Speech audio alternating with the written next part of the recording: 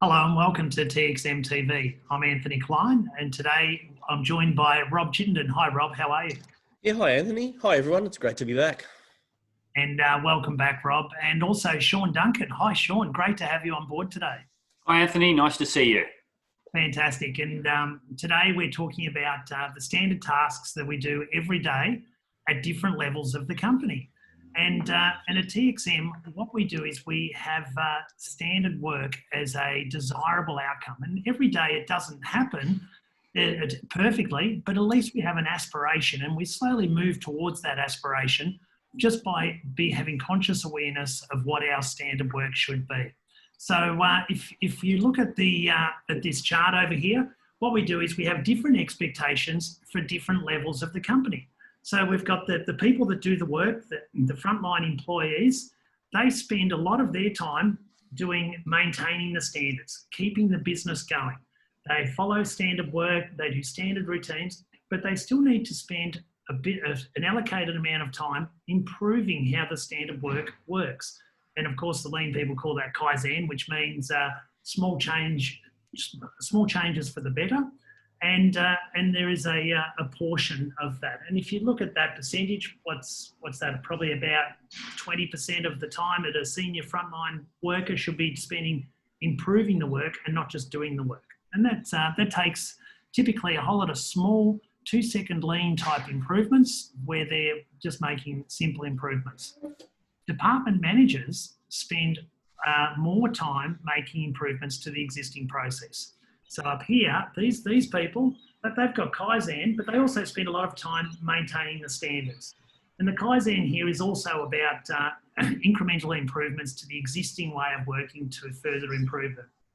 But notice they also do some innovation. So these are the strategic type tasks that they spend a small amount of time on working on. These could be projects, they could be linked or they will be linked to the strategic outcome of the business. But they spend most of their time, again, maintaining standards, a fair bit of time doing Kaizen, and a little bit of time doing innovation. When you look at the senior executives, they do more innovation. They're doing more strategic tasks. They're doing more special projects. They're still doing a whole lot of Kaizen. They're leading people to improve the current way of working. And they're doing a little bit of time of maintaining standards. And a lot of that is around employee one-on-ones, walking around, being engaged, being involved in the business. And whereas the transactional type of maintaining standards happens at the front line. And that's our diagram to visually display the need for different types of portions of work to be done by different levels. Without this, everybody just reverts to maintaining standards because for a lot of people, that's a comfort zone. And it takes discretionary effort to move from the blue to the yellow. And we need this awareness to stay in the yellow and then do a lot of the green. So that's how we do the standard work, the standard tasks every day.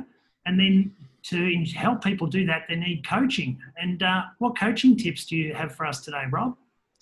Yes, Anthony, in all of that innovation and all those levels of parts of the business, coaching is an essential routine task that people really need to understand and how to do. And good leaders do it really well because they've got natural abilities in that. But a lot of us have to work at coaching and approach it in a comfortable way that can lead to results. So we're talking business coaching or performance coaching here. But I'll just start off with a little bit of a slide that can bring some of that to our attention.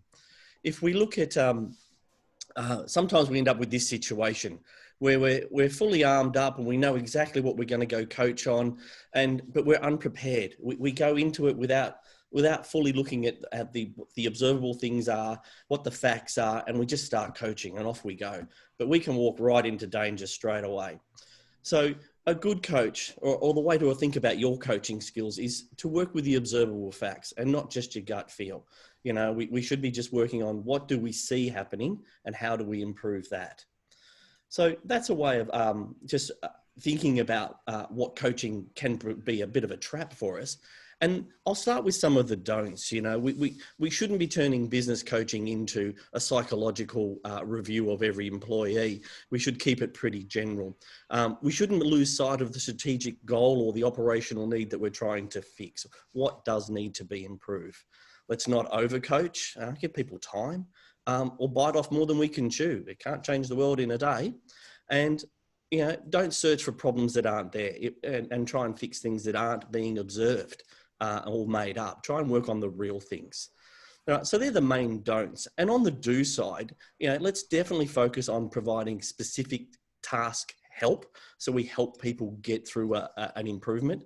It has to be business-like. We're trying to elevate the results, and let's have open, frank conversations about those areas that we need to improve.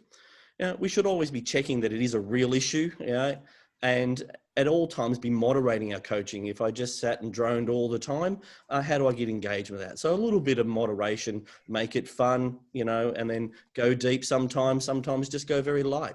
So coaching can be quite encompassing in that interaction. So as you're trying to do your improvements, there's a lot to think about in coaching. So please read about coaching or come and talk to us at TXM about how to do some of this coaching.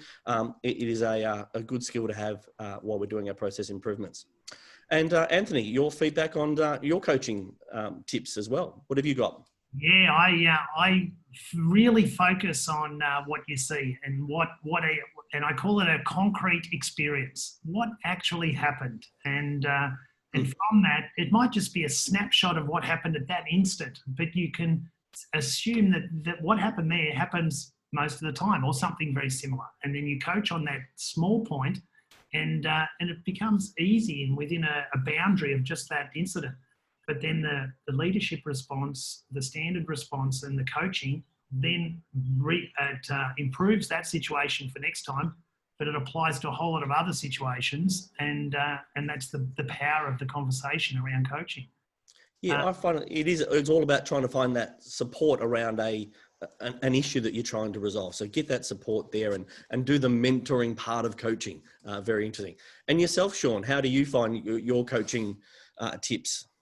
Certainly, from my point of view, the item or the aspect of feedback is absolutely critical. Just because heads are nodding, that doesn't mean, yes, I understand. That could just mean, yes, I'm nodding my head. So feedback from your team is absolutely critical. Make sure they're staying on track and they actually have understood what you've just taught them. I'm pretty sure we could have quite a few episodes on coaching, but we'll save that for another episode, Anthony. Thank you, Rob, and thank you for participating and watching this live production. Remember to comment on our LinkedIn page, and we hope you join us again for the next episode of TXM TV.